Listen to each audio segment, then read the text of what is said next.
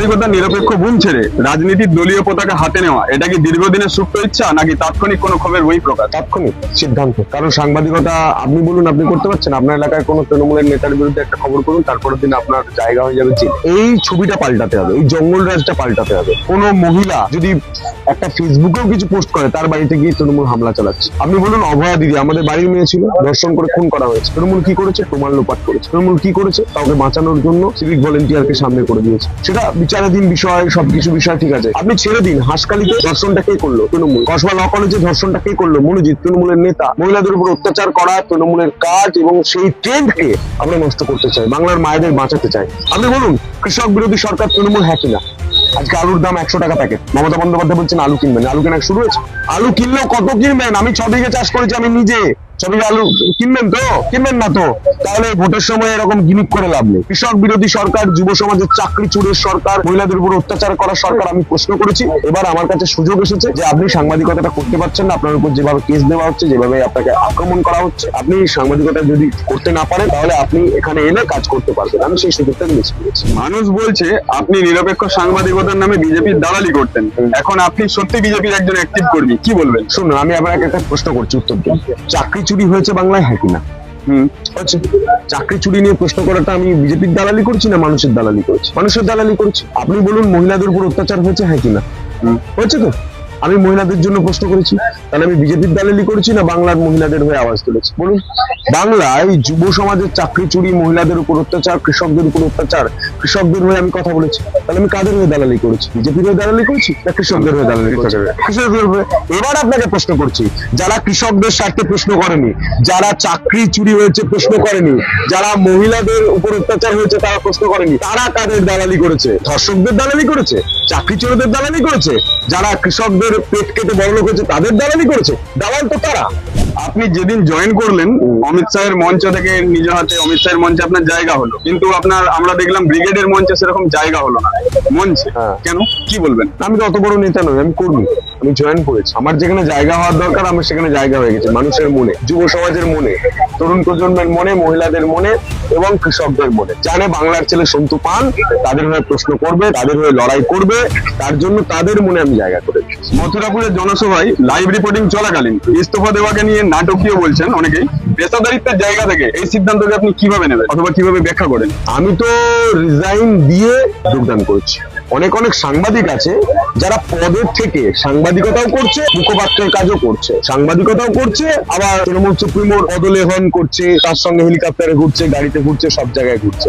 ছেড়ে দিন। আপনি বলুন, বাংলার রাজনীতিতে তরুণ প্রজন্মের আসা উচিত কিনা? আপনি বলবেন যে পলিটিক্সটা খারাপ হয়ে যাচ্ছে, পলিটিক্সটা নর্দমা হয়ে যাচ্ছে, নর্দমাকে পরিষ্কার করতে নামলে বলবে এই নর্দমা পরিষ্কার করছে, দেখো দেখো। তাহলে কি করে হবে? আপনি যদি তরুণ প্রজন্মকে না আসতে দেন, যদি ক্রিটিসাইজ করেন, তাহলে আপনাকে অনুব্রত মণ্ডলের মতো নেতা পেতে হবে, তাহলে আপনাকে পার্থ চট্টোপাধ্যায়ের মতো চোর নেতা পেতে হবে। অনুব্রত মণ্ডল যে পুলিশের মা বউকে ধর্ষণ করার হুমকি দেয়, ভাঙড়ে তৃণমূল নেতা শওকত মোল্লার মতো নেতা পেতে হবে, যে শিক্ষিকাকে জগ ছুঁড়ে মারে। আপনি আপনার চয়েস দুটো, আপনি ভালো নেবেন না খারাপ নেবেন।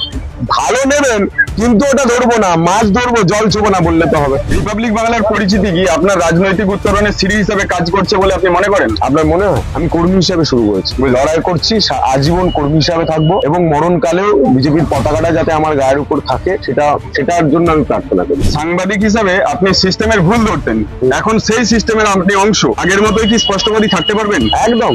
সিস্টেম স্বচ্ছ হবে। এটা নরেন্দ্র মোদীর সরকার। আপনি একটা রাজ্যে দেখিয়ে দিন কোনো দুর্নীতি হয়েছে কিনা, কংগ্রেসের আমলে কি দুর্নীতি হয়েছে? আপনি বলুন, তৃণমূল এখানে আসার আগে থেকে গুজরাটে বিজেপির সরকার আছে, একটা স্ক্যাম দেখিয়ে দিন। ওখানে কোনো ঘটনা ঘটলে সঙ্গে সঙ্গে সরিয়ে দেওয়া হয়, সঙ্গে সঙ্গে ব্যবস্থা নেওয়া হয়। তৃণমূল কার বিরুদ্ধে ব্যবস্থা নিয়েছে? রাজীব কুমারকে রাজ্যসভায় পাঠিয়েছে, পুরস্কার দিয়েছে। কার বিরুদ্ধে ব্যবস্থা নিয়েছে?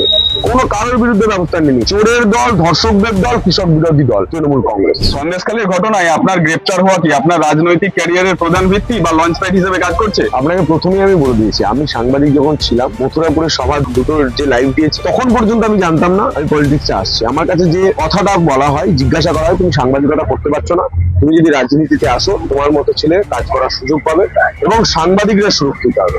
আপনি বলুন, যে জঙ্গল রাজ্যে আপনি কাজ করছেন, আপনি নিজে সুরক্ষিত? আমি আবারও বলছি, একটা কোনো তৃণমূল নেতার বিরুদ্ধে খবর করুন, আপনার হয় জায়গা হবে শ্মশানে, নয় জায়গা হবে জেলে। আপনাদের জন্য, আপনাদের বাঁচাতে জঙ্গলরাজ পরিষ্কার করতে আমি এখানে এসেছি। এটার প্রসঙ্গে একটা প্রশ্ন করি। আপনি 10 বছরের অভিজ্ঞতা নিয়ে রাজনীতিতে যুক্ত হলেন সাংবাদিকতা ছেড়ে, তাহলে এখন ডিজিটাল মিডিয়া বা লোকাল সাংবাদিক যারা আছে তাদের উদ্দেশ্যে কি বলতে চাইছেন? সবাই সুরক্ষিত থাকবে। লোকাল ডিজিটাল কোনো কিছু নয়। আপনি খবর করছেন, আপনি সাংবাদিক। আপনি ছোট চ্যানেল করতে পারেন, বড় চ্যানেল করতে পারেন, নিজের পোর্টাল চালাতে পারেন। একদম নিজেকে ছোট ভাববেন না। প্রত্যেকে সাংবাদিক। আপনি খবর করছেন মানেই আপনি সাংবাদিক। আপনার কিছু বাধ্যবাধকতা আছে, কিন্তু সেই বাধ্যবাধকতা থাকবে না। আর মাত্র একটা মাস 40 দিনের ব্যবধান, বিজেপি সরকার আসবে, প্রত্যেকে সুরক্ষিত থাকবে, মাথা উঁচু করে খবর করতে পারবে সাংবাদিকরা, সম্মান পাবে।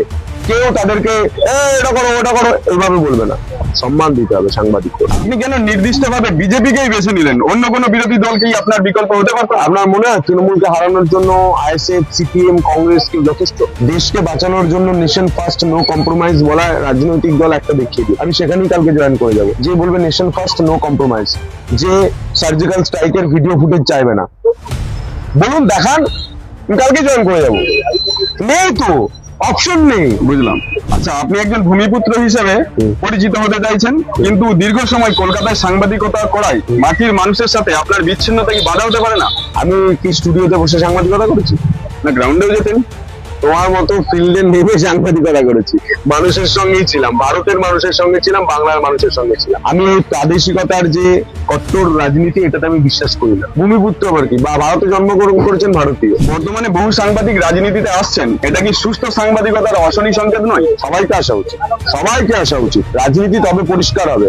রাজনীতিতে যত ভালো মানুষ আসবেন, তত খারাপ মানুষরা ঘরে বসে যাবে। আর ভালো মানুষ আসলে আপনার উন্নয়ন হবে, আপনার ডেভেলপমেন্ট হবে। আমি যেখানে দাঁড়িয়ে রয়েছি সেখান থেকে আমার এখানে টিউশন পড়তে আসতাম। আপনি বলুন তো, 20 বছর আগেও যা দেখেছেন এখনো তা দেখছেন। কেন একটা রামকৃষ্ণ সারদা মায়ের জন্য একটা করিডোর করে, তারকেশ্বর পর্যন্ত একটা করিডোর করে এখানটার উন্নয়ন হলো না? আজও কেন কামারপুকুর পুরসভা হলো না? এই প্রশ্নগুলো করুন। যারা আছে বড় বড় নেতারা, বড় বড় স্করপিও নিয়ে ঘুরে, তাদেরকে করুন। অন্য অবশ্যই আপনাকে জেলে বা শ্মশানে পাঠিয়ে দেবে। যদি আপনার দল ভবিষ্যতে কোনো ভুল সিদ্ধান্ত নেয়, তবে আপনি কি প্রাক্তন ভুল সিদ্ধান্ত নেবে না, কোনো প্রশ্ন নেই। এটা নরেন্দ্র মোদী রয়েছেন এখানে, এটা বিজেপির দল। বিজেপি বিশ্বাস করে দেশের সুরক্ষার জন্য, বিজেপি বিশ্বাস করে উন্নয়নে, বিজেপি বিশ্বাস করে মানুষ যাতে ভালো থাকে। কর্মসংস্থান বা পরিযায়ী শ্রমিক ইস্যু নিয়ে আপনার সুনির্দিষ্ট কোনো পরিকল্পনা কি, বা মথুরাপুরের তরুণ প্রজন্মকে আশ্বস্ত করবেন কিভাবে? মথুরাপুর নয়, গোটা বাংলার মানুষকে। আমি মথুরাপুর জয়েন করেছি বলে বারবার মথুরাপুরে আসছে। আমি গোটা বাংলার মানুষের, যুব সমাজের জন্য প্রশ্ন করেছি, এবং আমাদের কেন্দ্রীয় স্বরাষ্ট্রমন্ত্রী তিনি বলে গিয়েছেন যে এই বাংলায় এজ রিল্যাক্সেশন দেওয়া হবে, এই বাংলায় 7ম পে কমিশন হবে, এই বাংলায় যত শূন্য পদ রয়েছে তাতে নিয়োগ হবে। সরকারি চাকরি হয়ে গেল, বেসরকারি চাকরির ক্ষেত্রে কলকারখানা, ইন্ডাস্ট্রি এবং একের পর এক স্টার্ট আপের উপর জোর দেওয়া হবে। সাধারণ ভোটাররা কেন একজন পেশাদার নেতাকে ছেড়ে একজন প্রাক্তন সাংবাদিককে ভোট দেবে? আপনার তুরুপের তাস কোনটি? আপনি তো প্রশ্নের উত্তর দিয়ে দিলেন। পেশাদার যারা নেতা, তারা পেশাদারের জন্য, কামানোর জন্য এসেছে। আমি যে লাইফটায়, আমি যে জায়গায় ছিলাম, আমি সর্বস্ব ছেড়ে দিয়ে এসেছি। আমি কামাতে আসিনি, আমি মানুষকে রোজগার দিতে এসেছি। বিধানসভা ভোটে আপনার প্রধান প্রতিদ্বন্দ্বীকে ব্যক্তি বিশেষ নাকি নির্দিষ্ট কোনো রাজনৈতিক মতাদর্শ? চোরের পার্টি, দর্শকদের পার্টি, কৃষক বিরোধী পার্টি তৃণমূল কংগ্রেসকে গোটা বাংলা থেকে মুছে দিতে হবে, এবং মুছে দিতে হবে তারকেশ্বর থেকে। প্রফেশনাল লাইফ আর পার্সোনাল লাইফ ব্যালেন্স কিভাবে করেন? যেভাবে এতদিন করে এসেছি, ওই সিগারেটটা আপনিও শিখে যাবেন। যখন সাংবাদিক ছিলেন তখন পরিবারের উপর প্রভাব তো পড়তো আশা করি, আর এখন রাজনীতিতে যুক্ত হওয়ার পর আপনার পরিবারের উপর কি কি প্রভাব পড়তে পারে আপনি কি মনে করেন? কোনো প্রভাব পড়বে না, বাংলা সুরক্ষিত হয়ে যাবে। 30 থেকে 35 দিন, 40 দিনের ব্যাপার।